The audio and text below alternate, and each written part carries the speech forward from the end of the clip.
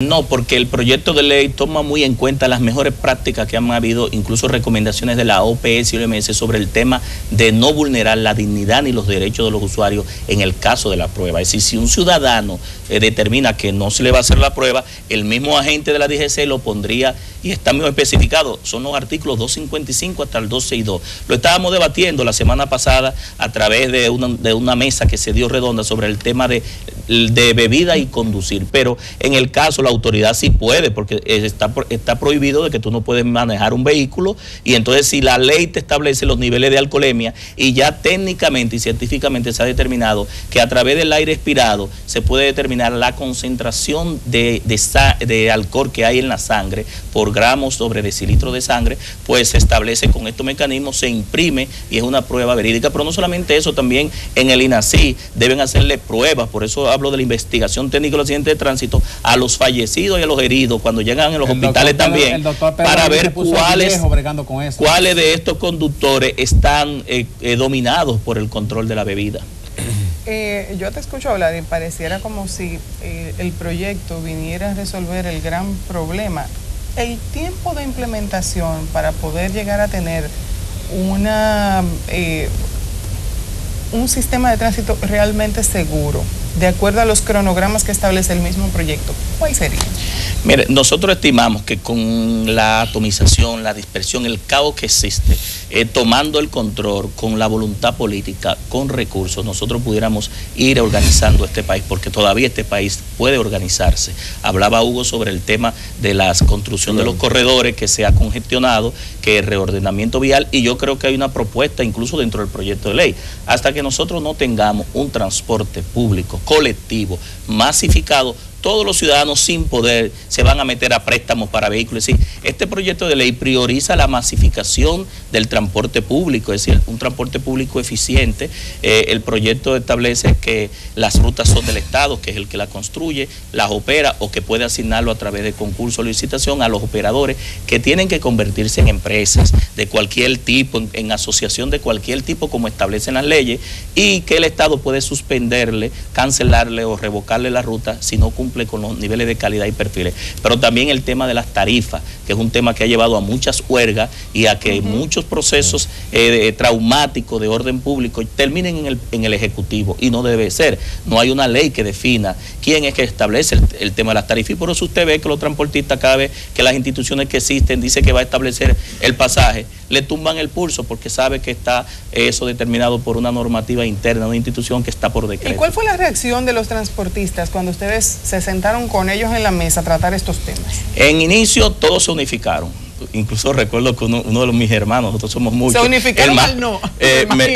Mi hermano más pequeño me dijo: lo que no puede hacer los presidentes, tú lo hiciste allá en el Congreso. Todos se unificaron y llevaron una propuesta en conjunto. Después, entre ellos mismos tienen sus problemas y después se fueron separando cada uno.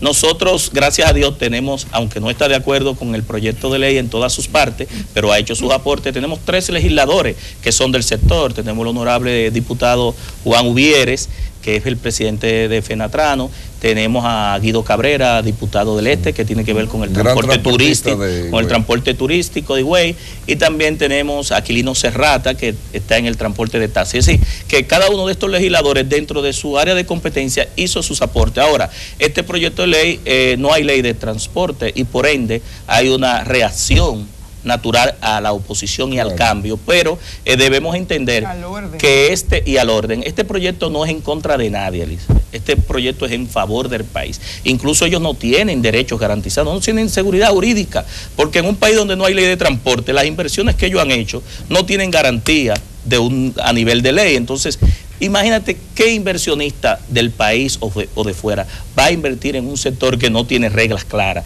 que no tiene una ley, que no tiene seguridad jurídica. Por eso tú ves cómo esto se ha desprendido. Pero lo más importante es que ellos están al tanto de que el proyecto existe. Han ido más de 5 veces.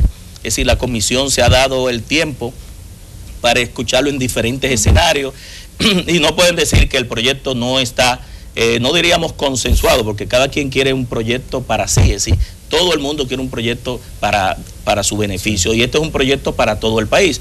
Se le escuchó a todo el mundo y nosotros, la comisión, que ha trabajado muy responsablemente, pues insertó en las propuestas de ellos que consideraron beneficiosas para los usuarios, para el sector y para el orden. ¿Cuál es el estatus todavía? Hoy, tengo entendido hoy hay sesión, hoy pero no está en agenda, no.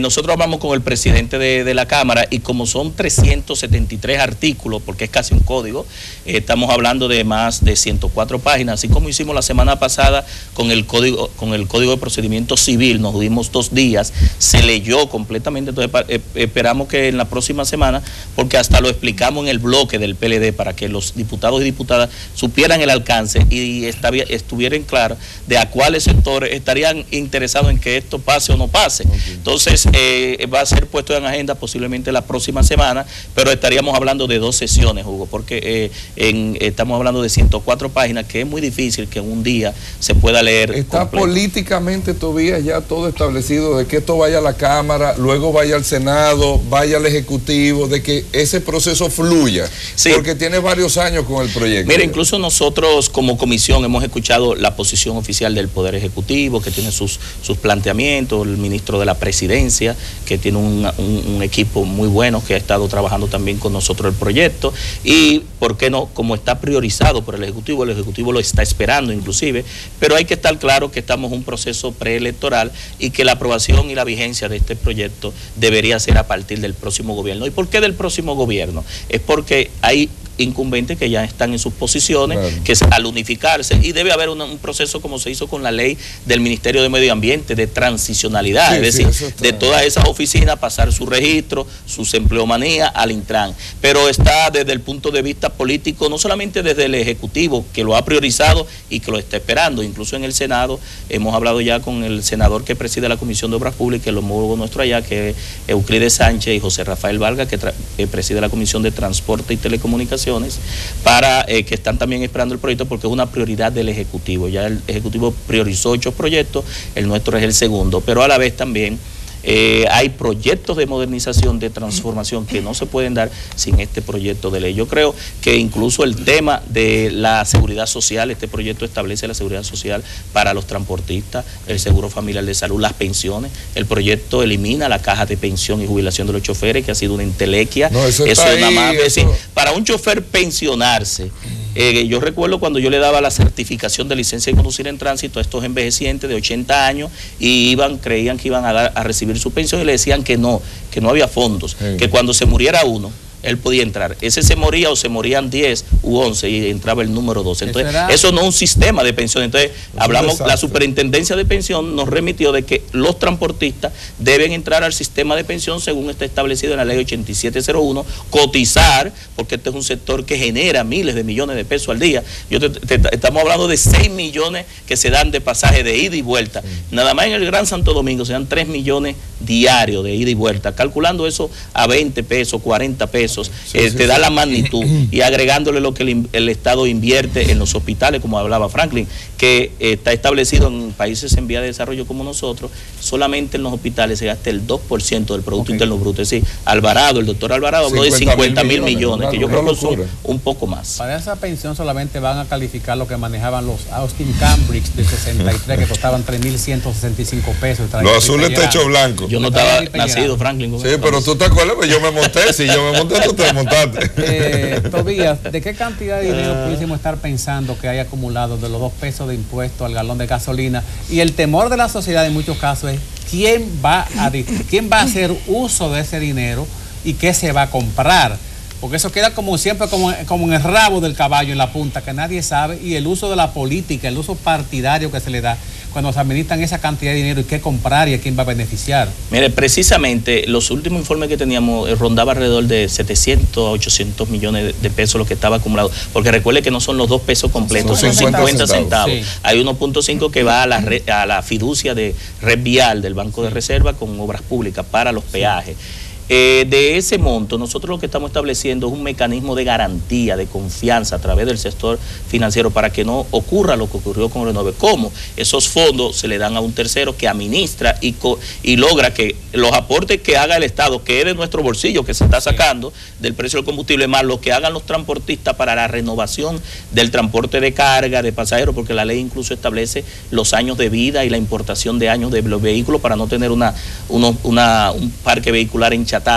Entonces, después de 10 años, entonces ya los operadores, cuando ya tengan el nivel de eficiencia que nosotros aspiramos que el proyecto logre en 10 años, pues podrán hacer sus cambios de manera automática sin que afecte los ingresos del Estado, porque estamos hablando de que si el Estado ha permitido esta situación, tiene que ser parte de la solución. Así como me dicen de que cómo van a ser parte los sindicatos de esa solución. Yo creo que sí, si ellos son parte del problema, son actores, deben ser parte de la solución, porque yo no tengo invertido un peso en el sector de transporte y quiero ver mañana que mis hijos, que mis nietos tengan un tránsito más fluido, un sistema de transporte eficiente, que haya garantía. Entonces, el sector público es quien le cambiaría la flotilla a los transportistas. No, es un esquema en la fiducia, el Estado pone de ese fondo, porque esos fondos, esa ley está ahí, ya hay acumulado, y aquí que se apruebe la ley, esos fondos sería mayor. Hay una parte que tiene que poner el prestador, porque para apelar a esos fondos, y es buena también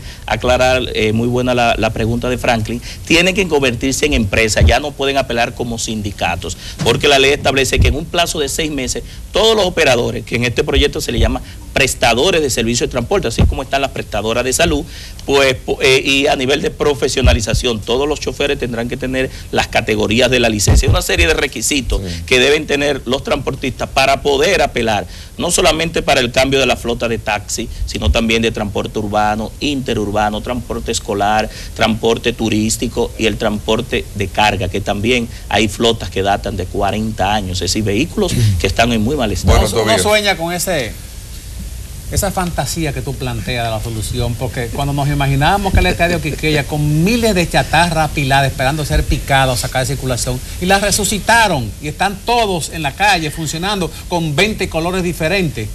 Mira, Franklin, varios comentaristas y varios periodistas viéndome a mí con esta disposición y que con este alto nivel de positivo me preguntan lo mismo. Y yo digo que solamente un gran soñador hace realidad un gran sueño. Nosotros lo demostramos en tránsito terrestre. Nosotros encontramos en tránsito terrestre un desorden, un caos.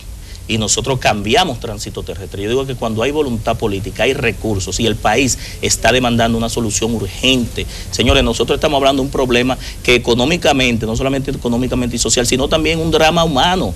Nosotros, hay familias que están desgastadas económicamente atendiendo gente casi vegetales, en silla de ruedas, con clavos, pero los traumas emocionales y psicológicos que dejan esas secuelas. Es decir, esto es un problema que ya no escapa a que Tobías Crespo, como legislador, como dirigente político, tenga buen interés, sino también que todos aportemos. ¿Por qué? Porque en definitiva yo creo que vamos avanzando. La situación que hace un tiempo teníamos en el país es diferente ahora. Si yo no soy hoy un agente de cambio, de modernización y de transformación, de nada me sirve estar en política. Tobías, gracias por estar con nosotros y mucha suerte con el proyecto. Gracias. Tobías. Ahí te vemos un letrero siempre, cada vez que salimos de aquí. Eso es para que ustedes lo vean cuando salgan de CDN. Gracias, Tobías. Entrando a donde yo me crié, diputado en la circunscripción número 2 por el Partido de la Liberación Dominicana y candidato a una reelección en la Cámara. Con la bendición de Dios y el apoyo de nuevo, porque fui el diputado más votado dentro y fuera del partido.